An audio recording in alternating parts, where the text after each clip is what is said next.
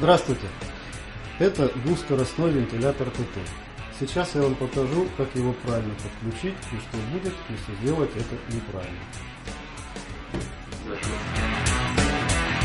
Сначала откроем защитную крышку клеммной коробки вентилятора. Обратите внимание, под крышкой находится предупреждение о двух режимах работы. Снимем фиксатор провода.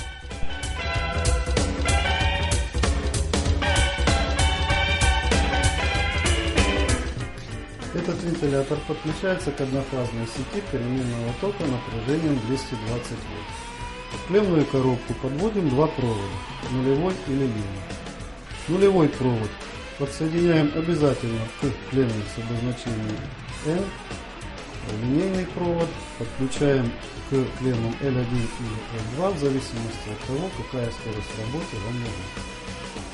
А внимание! Не пытайтесь подвести провода к клеммам L1 и L2 одновременно. Это обязательно приведет к выходу из строя вентилятора.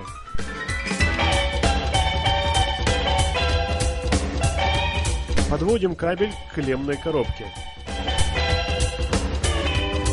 Соединяем нейтральный провод с клеммой, обозначенной буквой N, а линейный с клеммой с обозначением L1 или L2 в зависимости от выбранного режима работы вентилятора. Мощность работы вентилятора ТТ распределена так. Скорость 1, клемма L1 60%, скорость 2, клемма L2 100%.